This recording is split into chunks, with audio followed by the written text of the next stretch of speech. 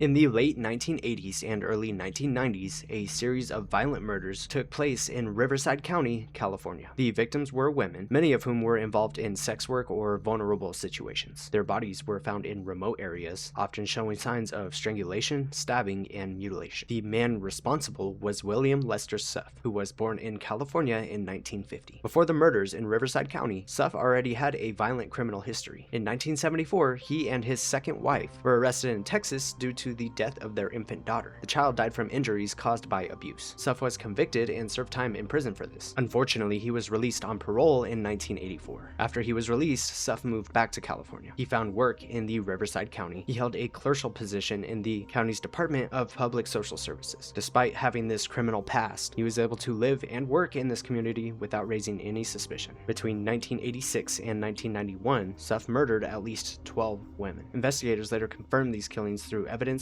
and confessions. Some reports and investigations suggest that there may be more than 12 killings, but 12 is the officially confirmed number that is tied directly to him. The victims were typically picked up alone and vulnerable. Suff would then assault and kill them. Many of the bodies were left in isolated outdoor locations, which delayed discovery and complicated investigations. Law enforcement began to notice a pattern in the killings. A task force was formed to investigate this serial murder case. Detectives would review evidence, track victim locations, and look for any connections that they could find. Suff was not initially a suspect. However, in 1991, Suff was arrested on a separate offense by the police. During this time, investigators began linking him to the Riverside murders through physical evidence, including fibers and other forensic materials. A major breakthrough came when investigators connected Suff's vehicle and personal belongings to evidence that was found on the victims. Items that were recovered from his personal possessions would further tie him to these crimes. In 1992, William Suff was formally charged with several murders. During the trial, prosecutors presented forensic evidence, witness testimony, and details of Suff's past behavior. The case showed clear patterns in how the crimes were committed. In 1995, Suff was convicted of 12 counts of murder. The jury found him guilty, and the judge recommended the death penalty. He was sentenced to death and placed on death row at San Quentin State Prison in California. As of publicly available records, William Suff remains incarcerated. That's going to be it for this one, guys. Let me know what you think down below. Make sure to drop a like and a follow if you enjoyed. I appreciate all of your support. I'll see you all